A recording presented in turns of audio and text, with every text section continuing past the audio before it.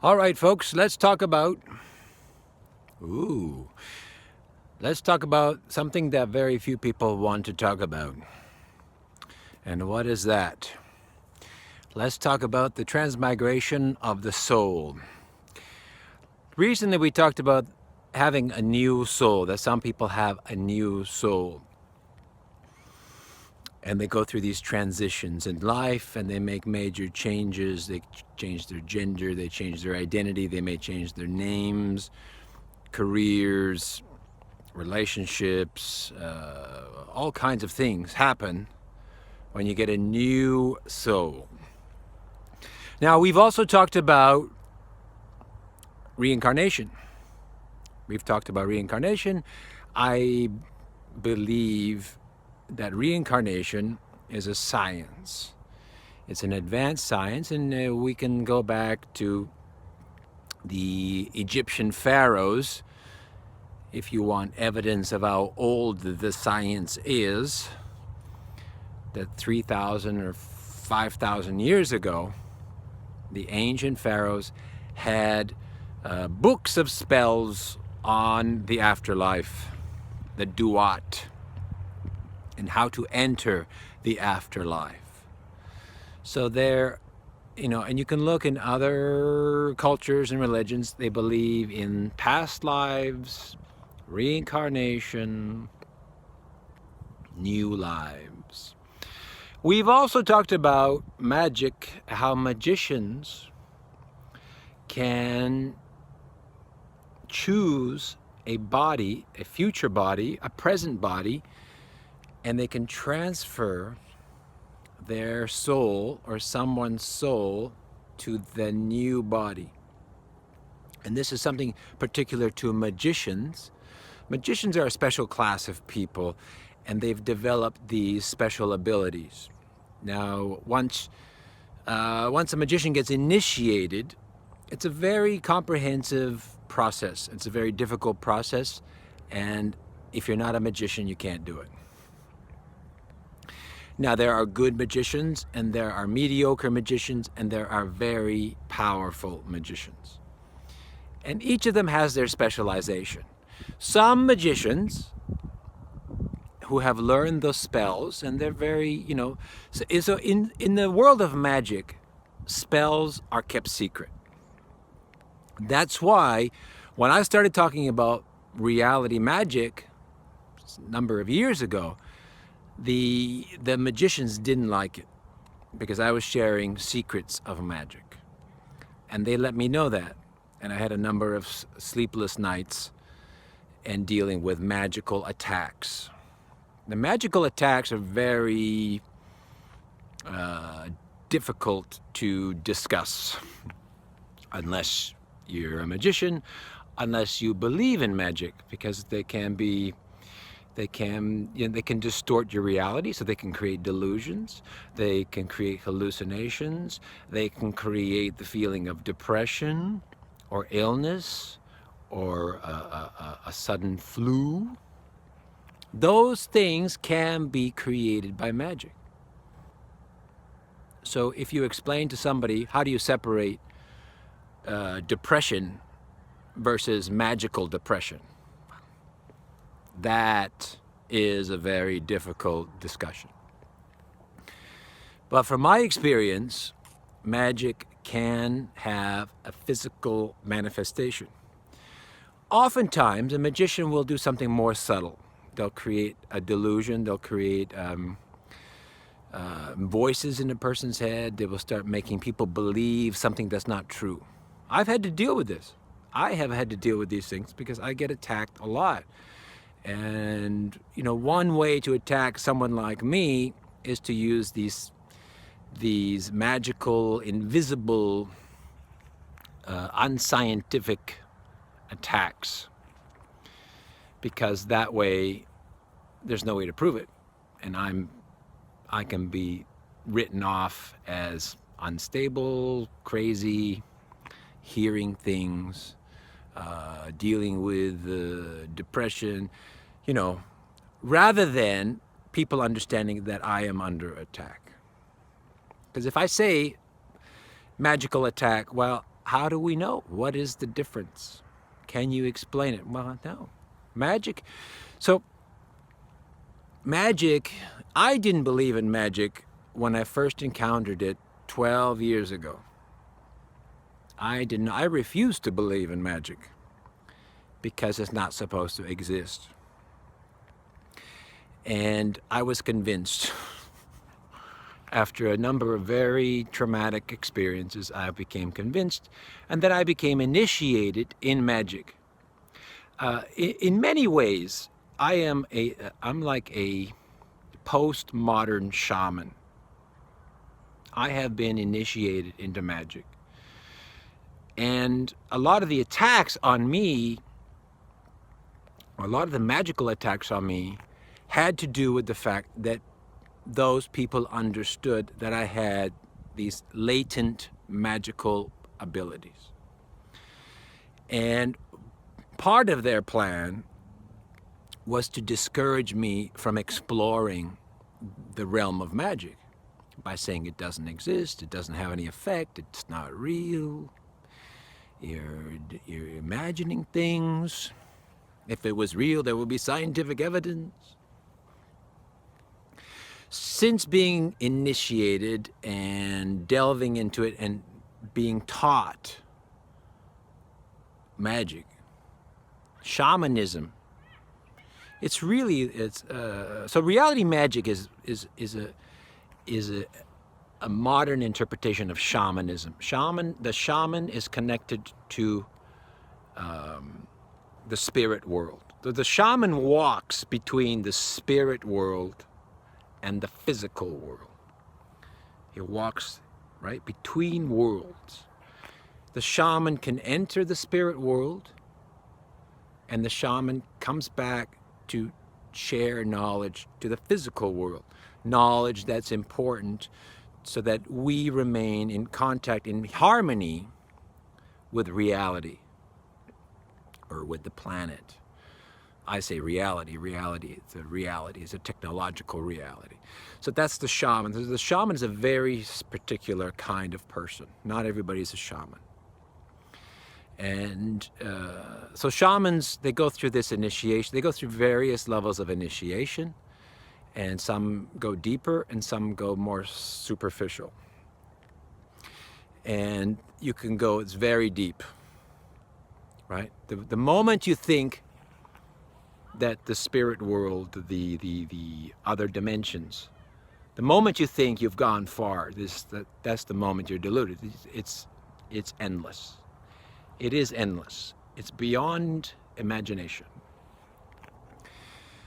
Now, so living in a modern world that doesn't believe in shamanism, and then going into the spirit world, into the other dimensions, into this dream state, and then trying to come back to reality and being attacked, it creates a very weird, imbalanced life, right? Especially during transitions and certain visions, you see certain things and you come back and you think they're real, but they're a vision, until you learn to develop your skill. So why am I talking about this? Because in the spirit world, we can see things that the physical world cannot see. And in the spirit world, I'll try and use terms that we can understand. They may not be my particular terms. We can say in the operating system, that might lose some people. In the spirit world, in the other dimensions, in higher dimensions, you can see things, what's going on, what's really going on. So you can see, as an example, a soul traveling out of one body and going into another body. You can see that. And then when you come back to the physical world, you may not be able to identify the specific body, because magic is deception, right? The more you know about what happened, the more likely you can prevent it. So if I were to see a magician leave a body and transfer their soul to another body, and let's say the first body's name's John Smith, and the second body is named Mary Jones, as examples, when I came back to the physical world, I could find out John Smith, and then I can trace Mary Jones, and then I would have some effect. I would have some ability to monitor that situation. If I was a dark magician, which I'm not, and most magicians are not dark. Shamans are not necessarily dark. They may get things wrong, but they're not necessarily dark. And sometimes they have to deal with dark energies, but that doesn't make them maligned. So shamans, they're taught the proper way. And once you're taught the proper way, you try to bring harmony to the world.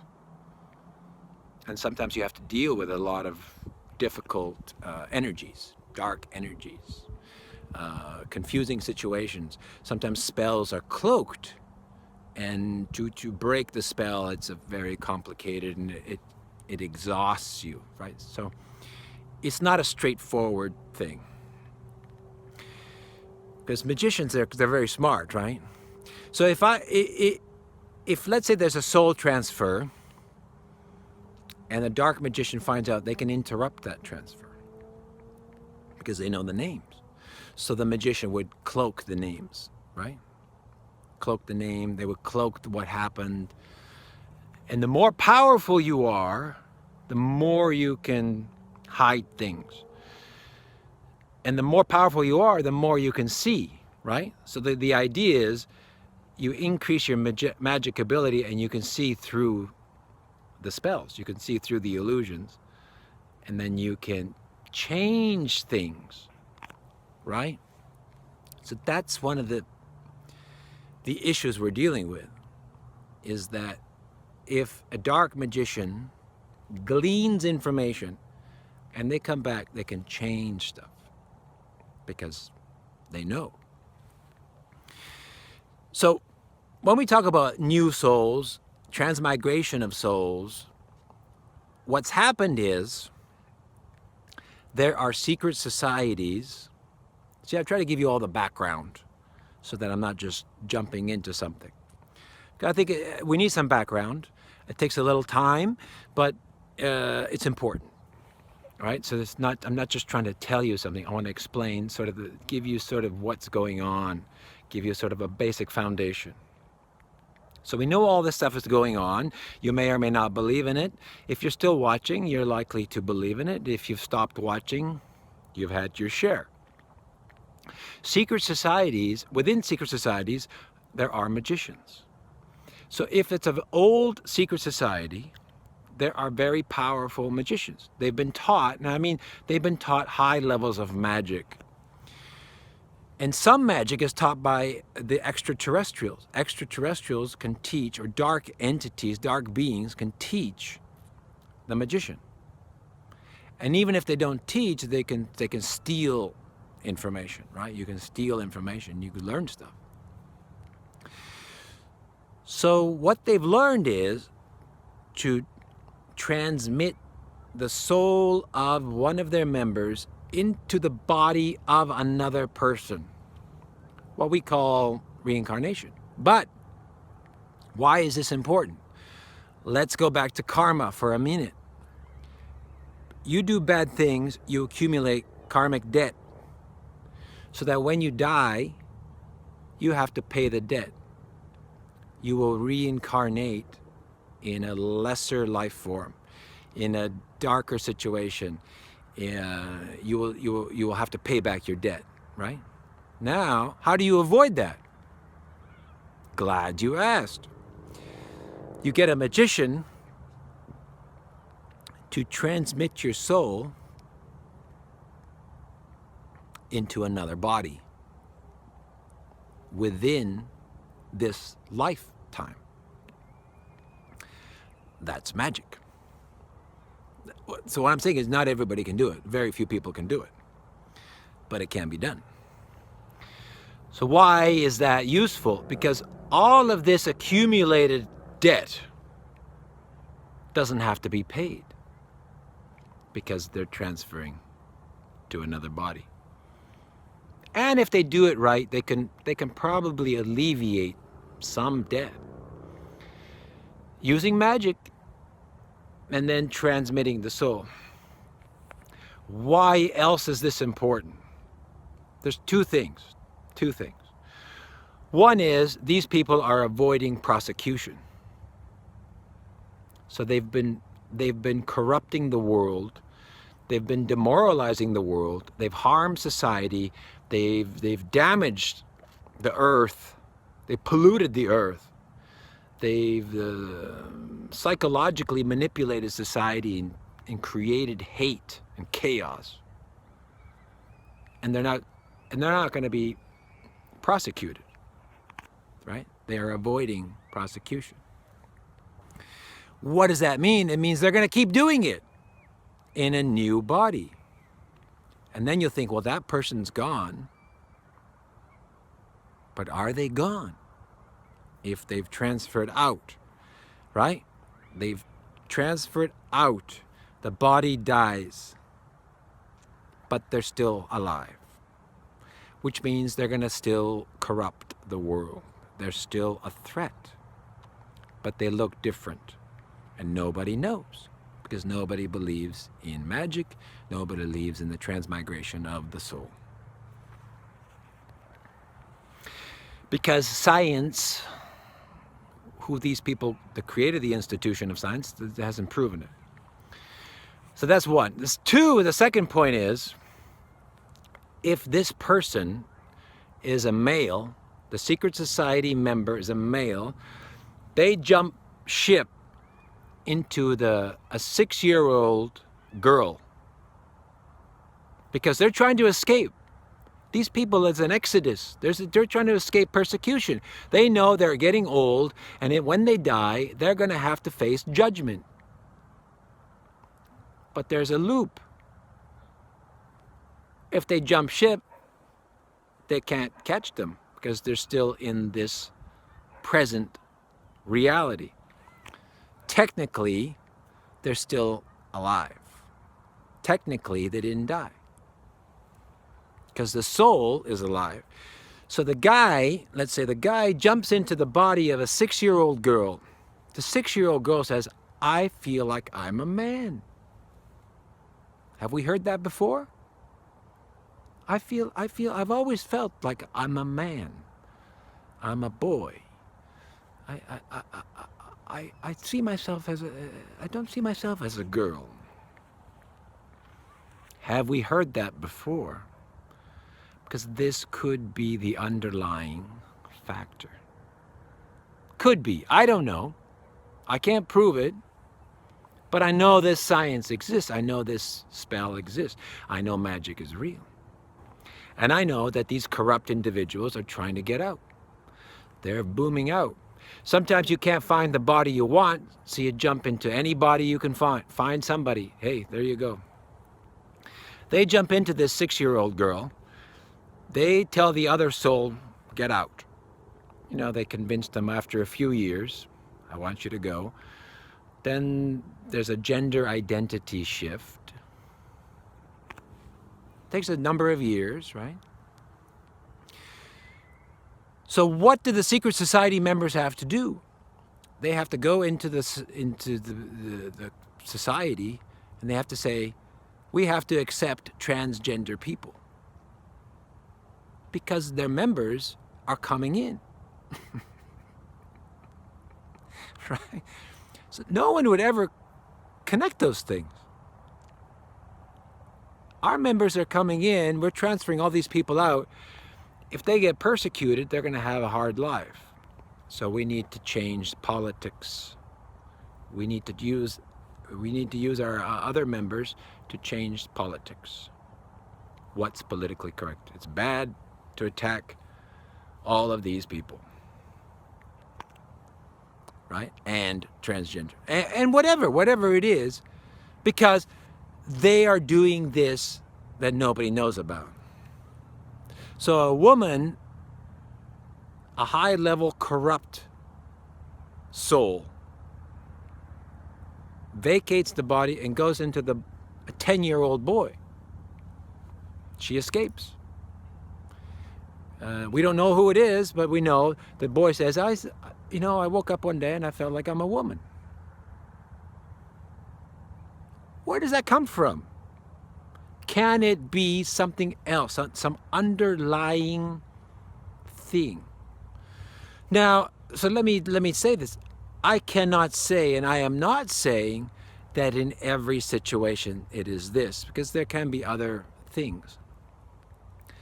But in some situations, even if we say 30% of the time, it can be these people trying to escape. They're trying to escape all that bad karma, and they want to stay here so that they can corrupt the world, so that they can make sure that this place remains in chaos.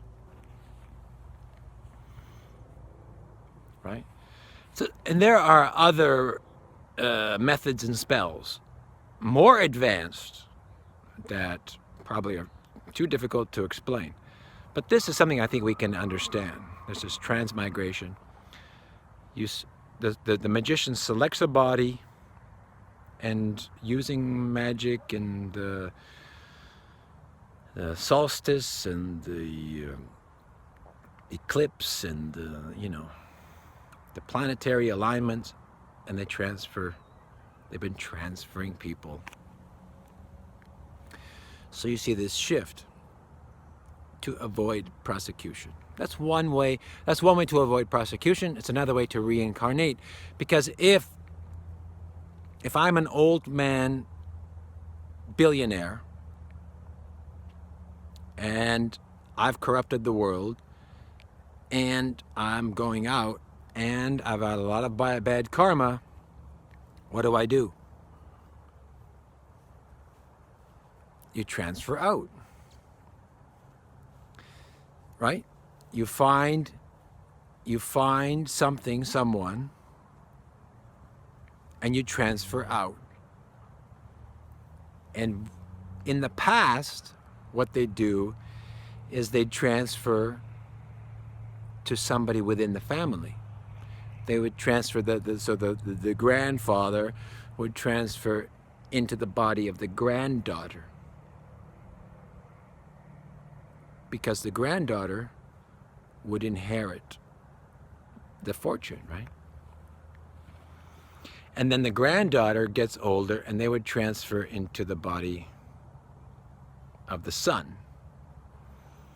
And so the lineage, right? The lineage, the bloodline continues using some very ancient magic that technically is not supposed to exist, that scientifically is hard to explain. And it's going on. It's been going on for thousands of years. So a lot of the stuff that we can't see is part of the reason why the power structures remain. Because even if you catch these people, they may have already transferred out. And which means eventually they're going to come back. And they're not paying the bad karma. And we don't know who they are. But there are these clues, right? These clues, like children who are suddenly doing something. And let me just add this, that again, it can be a new soul. So it may not be this underhanded situation. It may be a new soul coming in, right? So there's many ways to explain it. We don't know. We don't know. But we know that there may be an underlying situation. And unfortunately, we don't have the science to explain that. But I think it's important to talk about it now, so that maybe one day we do have the science to explain it. And in shamanism, this is possible. A lot of things are possible in shamanism. A lot of things can happen. Because the spirit world is limitless. And it's timeless. So a lot of stuff can happen. You know, most shamans will just, yeah, I better not say that. The journey of the shaman is an internal journey. It's an internal. It's not physical, right? The shaman goes into the spirit world. It's an internal journey. So on the surface, they may not look like they're doing much. But internally, in other dimensions, they can be very busy. And their job is always to come back and to bring important information back, new knowledge, to discuss things that people never thought about, stuff like that. So a lot of the things I talk about, you know, there's no scientific proof. Yet. And I know some people do understand it. And I know some people think this is, you know, really, you're reaching. And when I started this process of finding the magician, and I've talked a lot about magic over the last several years. When I started the process, I did not believe any of it. I was reluctant, resistant, and unwilling. And it took a number of years. And they try, you know, the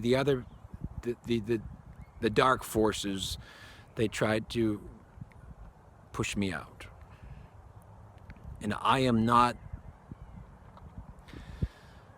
the typical magician. You know, I'm not the typical shaman. I'm not, you know, I don't look like a shaman. I don't live like a shaman. Or maybe I do. What is a shaman?